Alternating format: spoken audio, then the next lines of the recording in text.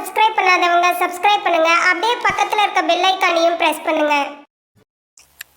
அஸ்த நட்சத்திரத்துல பிறந்தவங்களுக்கு இந்த 2025 வருஷம் எப்படி இருக்கும் இதான் பார்க்குறோம். அஸ்தம் அப்படின்னா நீங்க கன்னி ராசின்னு உங்களுக்கு தெரியும். இங்க நம்ம ராசி பலன் பார்க்கல, நட்சத்திர பலன் பார்க்குறோம். ராசி பலனுக்குன்னு தனியா வீடியோ போட்டிருக்கேன், அல்லது கன்னியா லக்னம்னு சொல்லிட்டு 2025 எப்படி இருக்குன்னு ஒரு பலன் போட்டிருக்கேன். வேணும்னா அதில் போய் பாருங்க. இங்க நீங்க நட்சத்திர பலன் அஸ்த நட்சத்திரத்துல பிறந்தவங்களுக்கு எப்படி இருக்கும் இதுதான் நம்ம இப்ப பார்க்குறோம். இந்த 2025 முக்கியமான 4 கிரகங்களுடைய பயிற்சி இருந்துகிட்டே இருக்கு. குறிப்பா திருக்கணித பஞ்சாங்கப்படி சனி பகவான் மார்ச் மாசம் 29ஆம் தேதி கும்பராசில இருந்து மீன ராசிக்கு போறார். குரு பகவான் பாத்தீங்கன்னா மே மாதம் 14ஆம் தேதி ரிஷபராசில இருந்து மிதுன ராசிக்கு போறார். இந்த குரு பகவானுடைய பயிற்சி முடிஞ்ச ஒரு 4 நாட்கள்லயே ராகு கேது பயிற்சி இருக்கு. இந்த ராகு பகவான் மீன ராசில இருந்து கும்பராசிக்கும், கேது பகவான் கன்னி ராசில இருந்து சிம்ம ராசிக்கும் பயிற்சி ஆகிறாங்க. இதையெல்லாம் நம்ம கணக்கு எடுக்கிறோம். இந்த கிரகங்கள் எங்க நிற்கிறாங்க, எங்க பாக்குறாங்க, எந்த நட்சத்திரத்துல சஞ்சரிக்கிறாங்க, மற்ற கிரகங்கள்லாம் எங்க இருக்காங்க, இது எல்லாத்தையும் கணக்கில் எடுத்துக்கிட்டு தான் அஸ்த நட்சத்திரத்துல பிறந்தவங்களுக்கு இந்த வருஷம் எப்படி இருக்கும் அப்படிங்கிறத பார்க்கணும். பொதுவாகவே நமக்கு லைஃப்ல ஒரு கிரகம் நமக்கு நன்மையை செஞ்சா இன்னொரு கிரகம் கெடுபலன்களை செய்யும். இப்படிதான் நம்ம எல்லாருடைய வாழ்க்கையில இருக்கு. ஆக குரு செஞ்சா சனி செய்யறதுல, சனி செஞ்சா ராகு செய்யறதுல, அப்படி ஏதோ ஒரு கிரகம் நம்மளை ஏதோ ஒரு விதத்துல ஆளுமை பண்ணிட்டு தான் இருக்கிறாங்க. அப்படி பார்க்கிற போது அஸ்த நட்சத்திரத்துல பிறந்த உங்களுக்கு இந்த வருஷம் பொருளாதாரம் எப்படி இருக்கு, வருமானங்கள்ல எப்படி இருக்கு, லைஃப்ல ஏதாவது பண வரவு மிஞ்சுமா, அதிர்ஷ்டங்கள் ஏதாவது இருக்கா, இதை மெயினா பார்க்கிறோம். அப்படி பார்க்கிற போது அஸ்த நட்சத்திரத்துல பிறந்தவங்களுக்கு மே மாதம் 14ஆம் தேதிக்கு அப்புறம் பண வரவு பொருள் வரவு என்பது இருந்துகிட்டே இருக்கும். ஆக அவங்க கையில அப்பதான் ஏதாவது பணம் மிஞ்சுறதுக்கான வாய்ப்புகள் இருக்கு. இன்னொரு பக்கம் பாத்தீங்கன்னா சனி பகவான் உங்களுக்கு தேவையற்ற செலவினங்களை கொடுப்பதற்கான வாய்ப்பை உருவாக்குவார். ஆக இந்த வருஷம் அஸ்த நட்சத்திரத்துல பிறந்தவங்களுக்கு வருமானங்கள் எந்த அளவுக்கு இருக்கோ அதே அளவுக்கு செலவினங்களும் பெரிய லெவலுக்கு இருக்கு. இதுதான் இங்க யதார்த்தமான உண்மை. இந்த வருஷத்துல நம்முடைய வேலை வாய்ப்புகள் எப்படி இருக்கு, அஸ்த நட்சத்திரத்துல பிறந்தவங்களுக்கு ஜாப் எப்படி இருக்கு அப்படிங்கிறத பாக்குறோம். இந்த வருஷம் உங்களுடைய ப்ரொஃபஷனை பொறுத்த வரைக்கும், கெரியரை பொறுத்த வரைக்கும் நல்லா இருக்கான்னா மே 18க்கு அப்புறம் நல்லா இருக்கு. ஆக அஸ்த நட்சத்திரத்துல பிறந்த உங்களுக்கு மே மாசம் 18ஆம் தேதிக்கு அப்புறம் உங்களுக்கு ஜாப்ல நீங்க என்னெல்லாம் ஆகணும்னு ஆசைப்படுறீங்களோ அது அத்தனையும் நடக்கும்.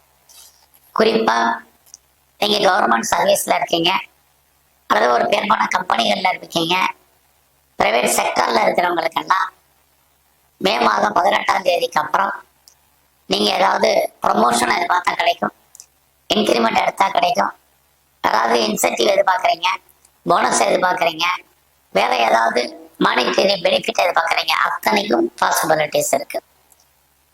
அது மட்டும் இல்ல, நல்ல ஜாப் கிடைக்குமானா கிடைக்கும், நல்ல வேலையில இருந்தேன் வேலை போயிடுச்சு அப்படிங்கிறவங்களுக்கு வேலை கிடைக்கும், நல்ல வேலை பார்த்துட்டு இருந்தேன் வேலையை விட்டு தூக்கிட்டாங்க அப்படிங்கிறவங்களுக்கும் வேலை கிடைக்கும்.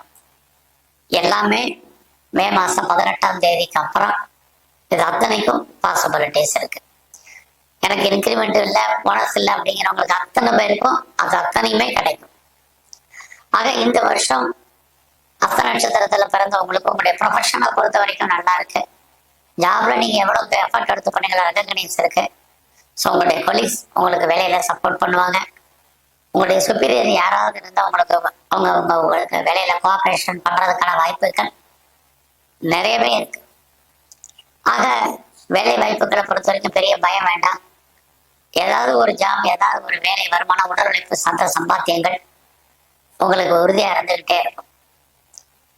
இந்த வருஷத்துல நீங்க ஏதாவது பெரிய லெவல்ல பிசினஸ் பண்றீங்களா, பிசினஸ் எப்படி இருக்கும், பரவாயில்லாம இருக்கும். பிசினஸ் மார்ச் 29ஆம் தேதிக்கு அப்புறம் உங்க பிசினஸ் பெரிய லெவல்ல பண்ணலாம்.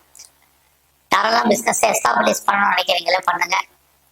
அதையும் குறிப்பா மே 14ஆம் தேதிக்கு அப்புறம் உங்க பிசினஸ்ல நீங்க பெரிய லெவல்ல ஒரு ஸ்டார்ட் அப் கம்பெனி ஆரம்பிக்கணும், இண்டஸ்ட்ரியல் ஸ்டார்ட் பண்ணணும், ஒரு தொழில் முனைவோராக வரணும். யாரெல்லாம் நினைக்கிறீங்களோ முயற்சி பண்ணுங்க. பெட்டர் ஜாப் இருக்குது, பெட்டர் நீங்க பண்ணக்கூடிய அந்த தொழில்ல இன்வெஸ்ட்மெண்ட்ல நல்ல ஒரு பேர் அந்தஸ்து உங்களுக்கு கிடைக்கும், வேலை வாய்ப்புகள் உருவாகும்.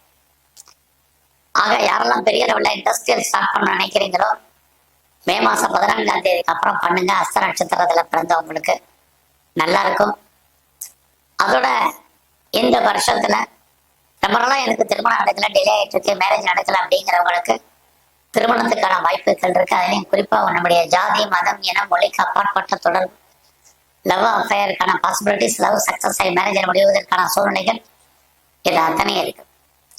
யாரெல்லாம் உற்பத்தி சார்ந்த துறைகள்ல இருக்கிறீங்க, ப்ரொடக்ஷன் சைட்ல இருக்கீங்க, மேனுஃபேக்சரிங் லைன்ல இருக்கிறவங்களுக்கெல்லாம் இந்த வருஷம் பரவாயில்ல. அதே மே மாசம் 14ஆம் தேதிக்கு அப்புறம் உங்களுடைய பிசினஸ் நீங்க பெரிய லெவல்ல எக்ஸ்பேண்ட் பண்றதுக்கான வாய்ப்பு இருக்கு. நீங்க ஒன்றுக்கும் மேற்பட்ட இடத்துல பிசினஸ் அல்லது ஒன்றுக்கும் மேற்பட்ட இடத்துல தொழில் பண்றவங்களுக்கு உங்களுடைய தொழில் பெரிய லெவல்ல வருமானத்தையும் சம்பாத்தியத்தையும் உங்களுக்கு கொடுப்பதற்கான வாய்ப்பு நிறைய உண்டு.